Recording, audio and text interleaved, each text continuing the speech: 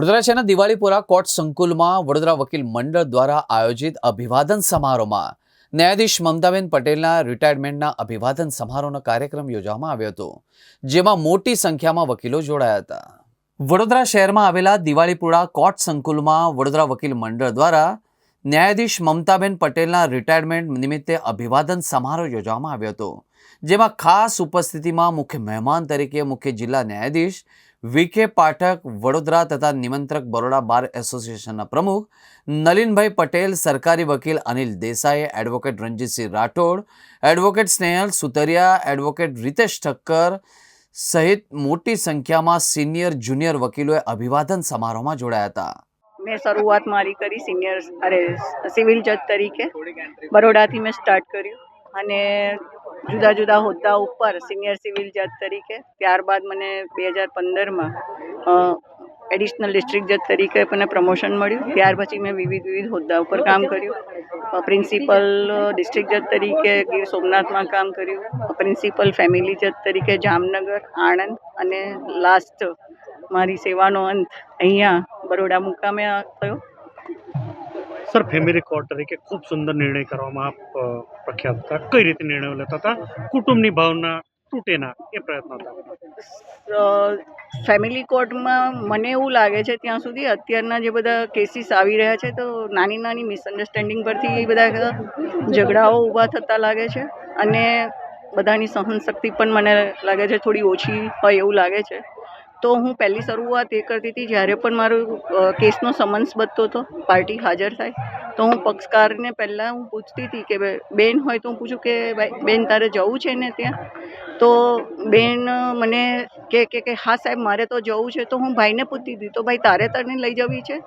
તો ભાઈ મને એમ કે સાહેબ અમને આ પ્રોબ્લેમ્સ છે. તો હું બંનેના પહેલાં સાંભળતી હતી, જેના પ્રોબ્લેમ્સ હોય એને સાંભળતી હતી. ત્યારબાદ હું ફરીથી સામેના પક્ષકારને કહેતી હતી કે આનો શું જવાબ છે. તો હું એ રીતના બંનેના પહેલાં તો ઉભરાટ કઢાવતી હતી, સાંભળતી હતી. ત્યારબાદ હું એક પોઈન્ટ પિકઅપ કરતી હતી કે એ લોકોને ખરેખર શું પ્રોબ્લેમ છે.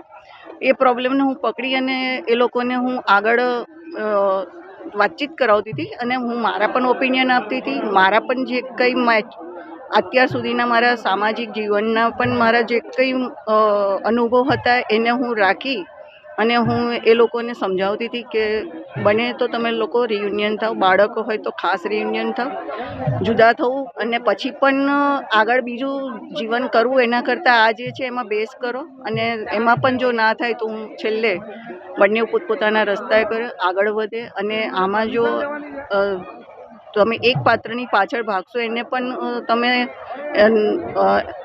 એના લાઈફમાં આગળ નહીં વધવા દો તો એમાં શું છે, સમય બરબાદ થશે બંને પક્ષકારોનો. એના કરતાં બંને જગ્યા ઉપર શાંતિ સ્થપાય અને બંને પોતાના જીવનમાં આગળ વધે એ રીતના હું સમજાવી. ઘણા બધા કેસો મેં અહીંયા પૂરા કર્યા, લાસ્ટમાં પણ. અને આજે પણ એક કેસ 2018નો મારી કોર્ટમાં પૂરો થઈ ગયો. સર, આપની કોર્ટમાં હસતા હસતા લોકો ગયા. હા, એ મારી ક્રેડિટ છે, મેં કામ કર્યું એ. વડોદરાની ડિસ્ટ્રિક્ટ અદાલતમાં આટલા વર્ષોમાં એક ઇતિહાસ એવો સર્જાયો છે કે વડોદરામાંથી જો આજ દિન સુધીમાં કોઈ જ્યુડિશિયલ ઓફિસરોમાંથી અને તેમાંથી પ્રિન્સિપલ ફેમિલી ડિસ્ટ્રિક્ટ જજ તરીકે કોઈ રિટાયર થયું હોય તો આજે મમતાબેન એમ પટેલ.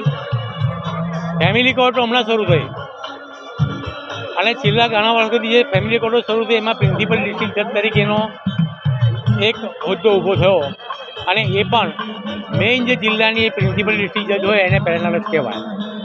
તો અમારા પ્રિન્સિપલ ડિસ્ટ્રિક્ટ જજ ફેમિલી કોર્ટ મમતાબેન જે એમને નિવૃત્તિ વયને કારણે અમારી આજે જ્યુડિશિયલ ઓફિસર તરીકે અમારી વચ્ચેથી વિદાય થઈ રહ્યા છે, તો એમના આવનારા દિવસો સુખમય પસાર થાય, શાંતિમય થાય, એમનું સ્વચ્છ સારું રહે અને જે માણસે પોતે પોતાની આખી કારકિર્દી આવી રીતે એક્ટિવ વ્યક્તિ તરીકે કામ કરીને પોતાનું જીવન વ્યતીત કર્યું હોય અને એમને હવે નિવૃત્તિનો સમય આવે તો એમની સાથે સદૈવ ભગવાનની કૃપા બની રહે તેવા શુભ આશયથી અમે આજે એમને ફેરવેલ પાર્ટી અમે બરોડા બાર એસોસિએશન તરફથી ભેગા મળીને આપેલી છે.